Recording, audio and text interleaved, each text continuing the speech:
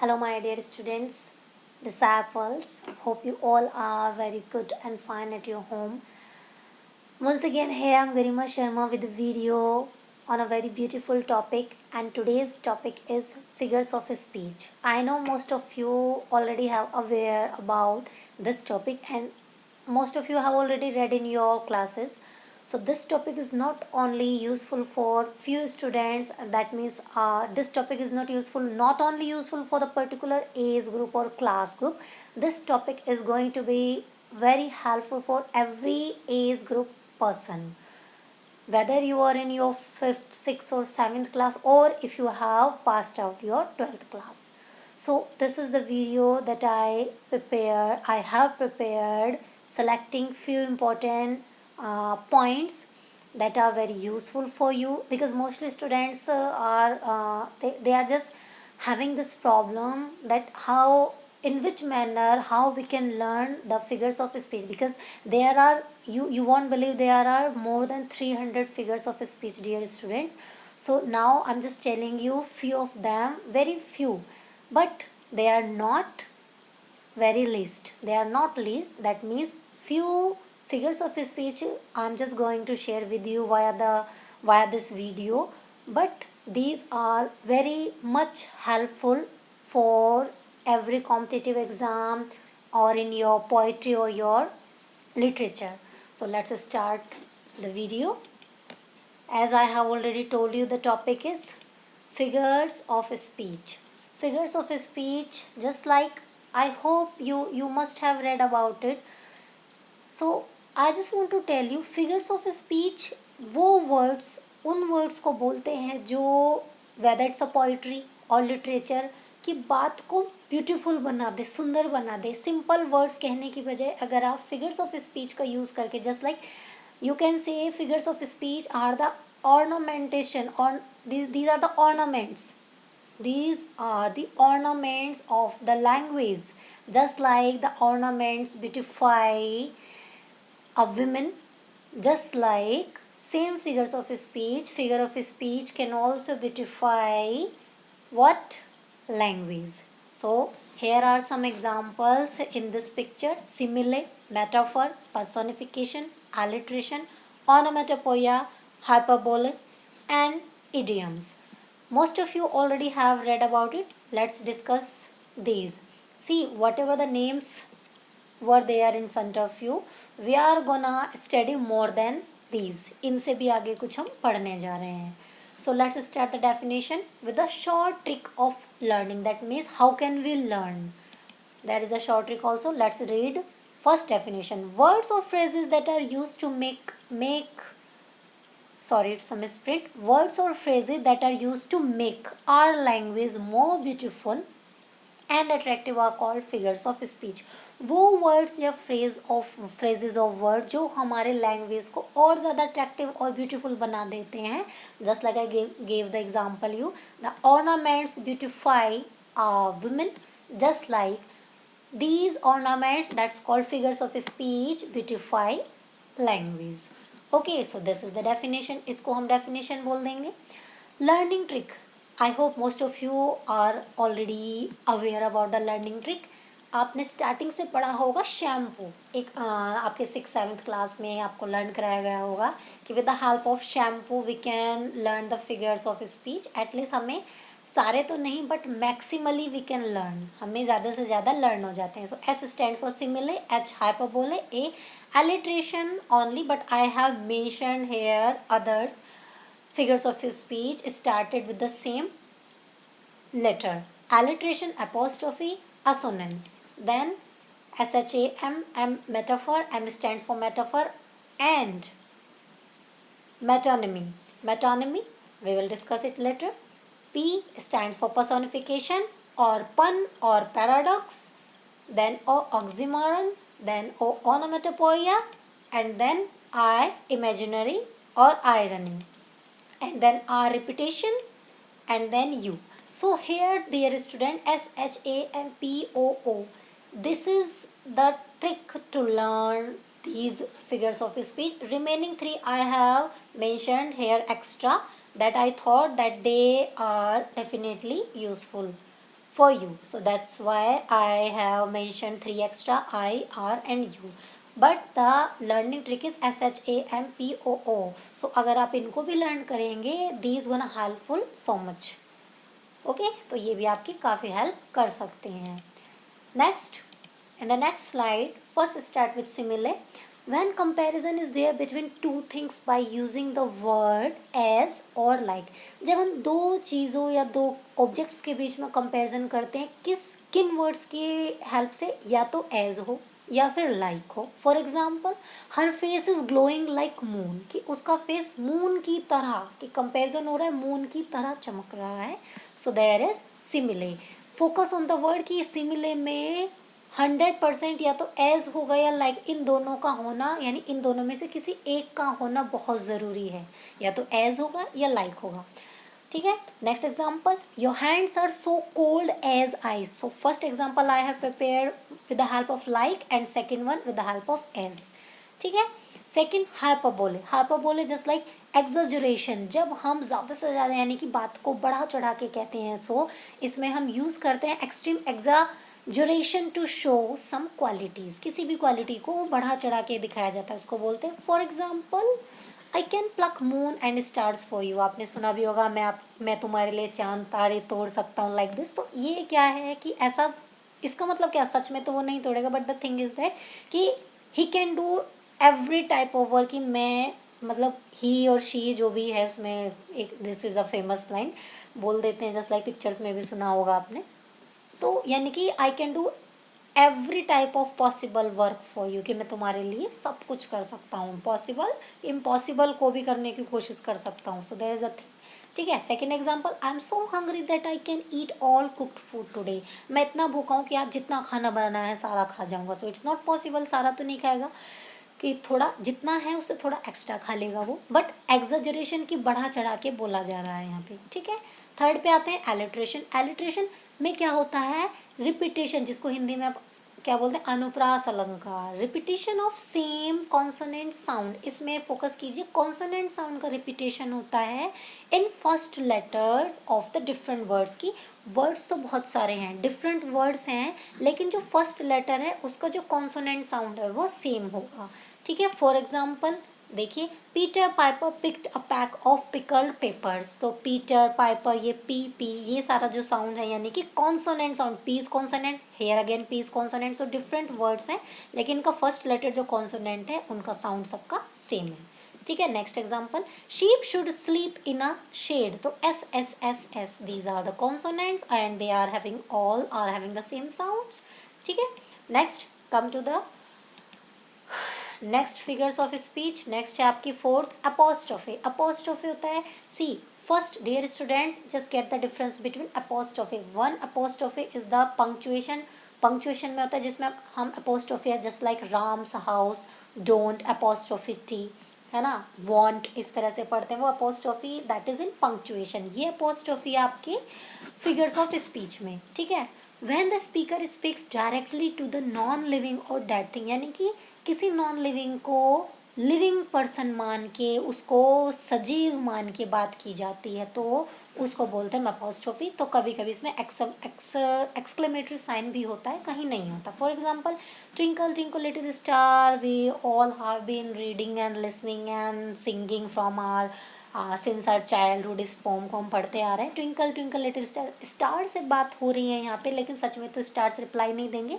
So stars are the non living bodies, but here we are comparing, we are just considering, not comparing, we are just considering these stars as a living being, कि वो हमें reply देंगे, हम उनसे बात कर रहे हैं. सेकेंड, ओ होली नाइट. नाइट तो नहीं बोलेगी, बट हेयर वी कंसीडर, हम मान रहे हैं कि नाइट जो है वो एक लिविंग है और हम उससे बात कर रहे हैं. ठीक है. जब हम उससे बात करते हैं. Next, O death where is your sting. O death, तुम्हारा स्टिंग यानी डंक कहाँ है जिससे तुम लोगों को डसती हो. ठीक है. नेक्स्ट फिफ्थ पे आते हैं assonance. Assonance is repetition of same vowel. ये बेटा वोवल नहीं होता, वॉयल होता है in the words which start with different consonant letters.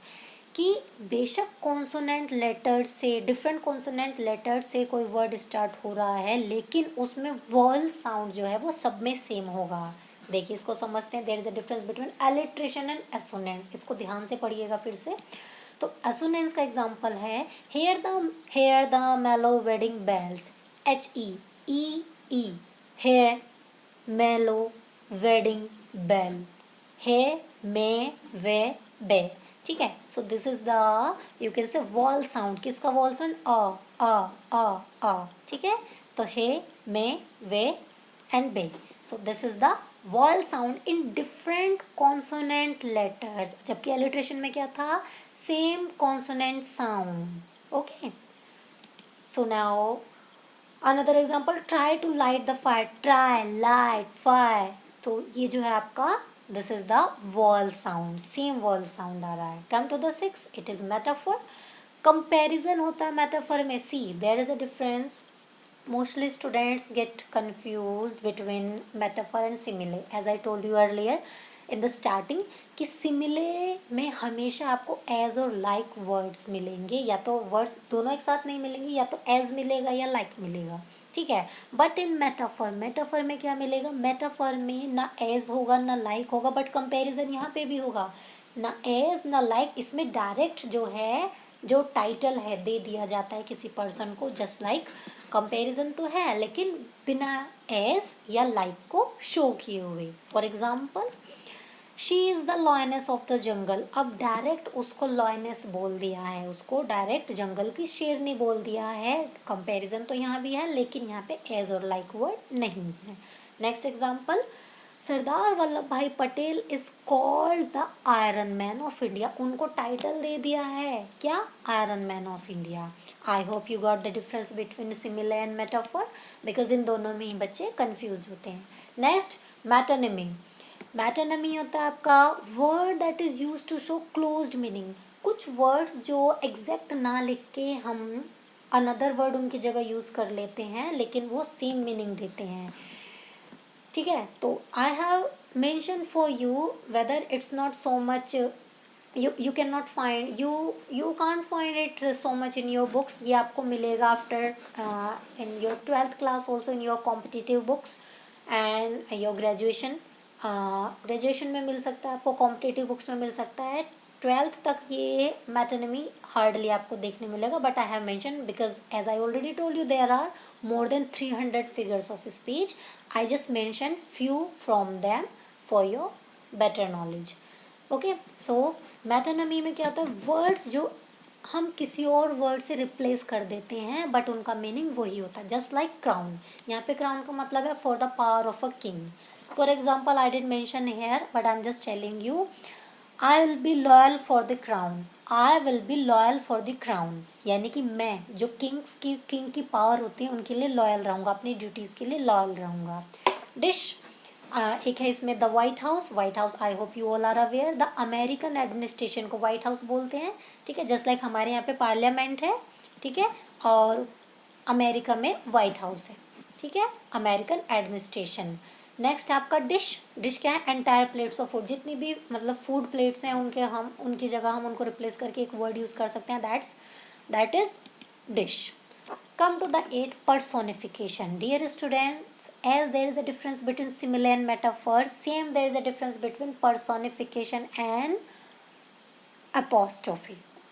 In apostrophe, what we did, what I explained you and what we do, हम उसमें non living को living मान के उससे बात करते हैं, जबकि पर्सोनिफिकेशन में सिर्फ नॉन लिविंग को लिविंग कंसीडर करते हैं, उससे कोई बात नहीं करते, यानी कि उसको संबोधित नहीं करते। ठीक है, सिर्फ हम मान लेते हैं कि उसमें जान है। फॉर एग्जाम्पल, तो अभी डेफिनेशन देखते हैं। When non living thing is consider और ट्रीटेड एज लिविंग वन, इसमें हम उससे बात नहीं कर रहे हैं। जब हम उससे बात करते हैं नॉन लिविंग को लिविंग मान के, दैट्स कॉल्ड अपोस्ट्रोफी। और जब whether we only when we only consider non living living thing और पर्सन, तो हम उसको पर्सोनिफिकेशन बोलते हैं। फॉर एग्जाम्पल देखिए आप, the wind is saying something in my ear. अब विंड जो है वो क्या नॉन लिविंग है, but here what is mention कि विंड इज सेइंग समथिंग, अब वो नॉन लिविंग है, हाउ कैन इट स्पीक, वो कैसे बोल सकती है। But here we treat wind as a living person. ठीक है। Next, lightning dance across the sky. Lightning जो बिजली, सी बेटा just focus on the spelling. Lightning, एक लाइटनिंग जो घर में जो लाइट होती है, LIGHTEN होता है उसमें, बट दिस इज जो आसमान में बिजली चमकती है, that is LIGHTNING। So there is a difference. तो ये आप देख सकते हैं, जो घर में लाइट होती है उसमें ई आता है। And how can you learn? Electricity से आप लर्न कर लीजिए, इलेक्ट्रिसिटी ई। तो घर वाली जो इलेक्ट्रिसिटी है, लाइट है, उसमें ई आता है, बट जो आसमान में चमकते दैट्स LIGHTNING। ओके, तो दैट आई थॉट कि मैं ये आपको ज़रूर एक्सप्लेन करूँगी ये difference. I hope you got it. So lightning danced across the sky. अब डांस कैसे करेगी, वो कोई लिविंग तो नहीं है, but here we compare lightning as a living person. Okay, come to the 9, pun. पन क्या होता है आपको, जिसको आप हिंदी में श्लेष अलंकार बोलते हैं, कि एक वर्ड एक से ज़्यादा बार यूज़ होता है, बट हर बार उसका मीनिंग डिफरेंट होता है। Use of the word that can have same sound. Homophone, वो होमोफोन भी हो सकता है, होमोनिम भी हो सकता है, होमोग्राफ भी हो सकता है। यानी कि या तो सेम स्पेलिंग है, डिफरेंट मीनिंग है, या फिर डिफरेंट स्पेलिंग है और मीनिंग भी डिफरेंट है। यानी हर बार डिफरेंट मीनिंग होगा, चाहे स्पेलिंग सेम हो या ना हो। ठीक है, बट हैविंग डिफरेंट मीनिंग, इस पे फोकस करना है। For example, I told her to give me nuts. Again I told her to give me nuts.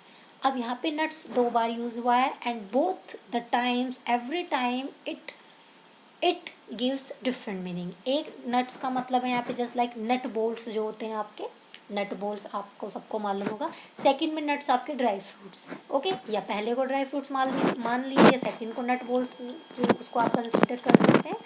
Next example is she always breaks the brakes of my cycle. Here pay attention students, breaks both are homophones but are having different spellings. Okay, they are not homonyms. homonyms में क्या होता है, spellings भी same होती है और meaning तो different होता है, लेकिन यहाँ पे स्पेलिंग सेम नहीं है, तो these are homophones. Who, which, not who, which sound same. Sound जो सेम देते हैं वो होते हैं होमोफोन्स। होमोनिम्स जिनका साउंड सेम है और सेम स्पेलिंग होती है, लेकिन होमोफोन्स में स्पेलिंग डिफरेंट होती है, लेकिन साउंड जो है उनका सेम होता है, विद मीनिंग डिफरेंट। मीनिंग जो है उनका अलग ही रहता है। So she always breaks the brakes of my cycle, यानी कि वो हमेशा मेरे साइकिल के ब्रेक्स तोड़ देते। तो एक ब्रेक्स का मतलब यहाँ पे क्या है, तोड़ना, और एक ब्रेक्स का मतलब है साइकिल के जो ब्रेक्स होते हैं। ठीक है। नेक्स्ट 10 है आपका पैराडॉक्स। पैराडॉक्स क्या होता है, ए फॉल्स स्टेटमेंट। फॉल्स स्टेटमेंट यानी कि जो नहीं होता या होना ही नहीं चाहिए, but why we use it, हम उसको सिर्फ ब्यूटिफाई करने के लिए, अपनी बात को सुंदर बनाने के लिए बोलते हैं। जस्ट लाइक डेथ, दाउ शेल डाई। अरे डेथ, तुम मर जाओ, यानी कि तुम्हें मर जाना चाहिए। या दाउ शुड डाई या शेल डाई, इसका मतलब क्या है, ये फेमस जॉन डॉन का आई थिंक सेंटेंस है, उन्होंने बोला था कि अब डेथ के लिए हम कैसे कह सकते हैं, दाउ शेल डाई, कि तुम मर जाओगी। दैट, ये तो एक फॉल्स स्टेटमेंट है जो हो ही नहीं सकता। नेक्स्ट देखिए, no one goes in that crowded area. अब वो एरिया ऑलरेडी क्राउडेड है, तो वहाँ कोई जाएगा कैसे। ठीक है, यानी कि क्राउडेड है और बोल रहे हैं कि नो वन गोज।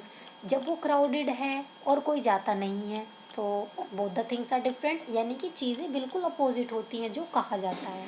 ठीक है, कि पॉसिबल हो ही नहीं सकता। नेक्स्ट देखिए, एडवर्सिटीज़ आर स्वीट। एडवर्सिटीज़ जो मुसीबतें यानी हार्डशिप्स होती हैं, वो कभी अच्छी होती ही नहीं है, but here it is mention, यहाँ पे लिखा गया है। ठीक है, तो जो अपोजिट जो लगता है कि वो फॉल्स स्टेटमेंट है, वहाँ पे पैराडॉक्स होता है। Come to the next, next पे आते हैं। नेक्स्ट है आपका 11 में ऑक्सीमोरन। ऑक्सीमोरन में आपका विरोधाभास, हिंदी में बोलते हैं two opposite conditions run together. इसमें क्या होता है बेटा, there is a difference between paradox and oxymoron. Paradox एक फॉल्स स्टेटमेंट है, जबकि ऑक्सीमोरन क्या है, ऑक्सीमोरन आपका, ऑक्सीमोरन जो होगा adjective plus noun. Adjectival collocation है, I hope you are aware about collocation. Adjectival collocation यानी कि स्टार्टिंग में एडजेक्टिव फिर नाउन, तो जहाँ भी एडजेक्टिव प्लस नाउन मिले वो आपका होता है ऑक्सीमोरन। जस्ट लाइक अ क्रूअल काइंडनेस, अपोजिट है, क्रूअल है और काइंडनेस भी है। वो काइंडनेस जो क्रूअल है, इज इट पॉसिबल। विरोधाभास, दो कंडीशन अपोजिट एक साथ होती हैं। ग्लूमी ब्राइटनेस, ग्लूमी भी है और ब्राइटनेस भी है। दिस इज अनरियल रियलिटी, यानी कि ये रियलिटी जो सच में है ही नहीं। Is it possible? Sweet pain, pain कभी स्वीट होता ही नहीं। इनोसेंट क्रिमिनल, क्रिमिनल इनोसेंट होगा तो वो क्रिमिनल ही क्यों होगा? So how can we differentiate between oxymoron and what was the next one? Oxymoron and 1 minute, that is paradox. ठीक है, ऑक्सीमोरन एंड पैराडॉक्स में डिफरेंस क्या है? दैट इज पैराडॉक्स एक फॉल्स स्टेटमेंट है, जबकि ऑक्सीमोरन आपका एडजेक्टिव प्लस नाउन है। ठीक है, कम टू द नेक्स्ट। तो इसका एक एग्जांपल मैंने आपको बता दिए हैं सारे examples. Come to the 12th, onomatopoeia. Onomatopoeia just like इसका नेम ही डिफरेंट सा है, तो ये क्या है, सबसे अलग है कि किसी भी चीज़ का जो साउंड होता है उसको बोलते हैं ओनोमेटोपोइया। ठीक है, सम साउंड्स एंड नॉइज, कोई भी साउंड या फिर noise. For example tick tock of a clock, clock का साउंड हो गया। Next ding dong of a doorbell, doorbell का साउंड हो गया। ठीक है, और आप कह सकते हैं हिसिंग, हिजिंग HIZZ या SSING, hissing sound of snake. ठीक है, 13 पे आते हैं imaginary. Imaginary, when we have such type of imagination so that we are having the imaginary ideas in our mind. जब कुछ हम पढ़ते हैं उसको देख के इमेजिनेशन हमारे माइंड में क्रिएट होता है, that's called imaginary. This figure of speech we can use in literature. For example एक विजुअल रिप्रेजेंटेशन की, सच में तो नहीं है, एक just like nowadays we are just having our virtual classes, visual classes you can say. वैसे तो वर्चुअल है, वर्चुअल क्या होता है आपकी फॉल्स क्लासेस, यानी कि फिजिकल क्लासेस नहीं है, वर्चुअल क्लासेस हैं। यहाँ पे विजुअल का मतलब है देखने से, एक्चुअल में कंडीशन नहीं है, बट आप उसको फील कर रहे हैं या सोच रहे हैं अपने माइंड में, of ideas in our mind. For example it was dark and dim in the forest, forest में डार्क एंड डिम है, तो you can imagine what the condition is, कैसी कंडीशन है, तो आप इमेजिन कर सकते हैं। ठीक है, next the fresh and juicy orange, fresh and juicy orange यानी कि somehow it is related to the taste, कहीं ना कहीं ये टेस्ट से रिलेटेड है आपका।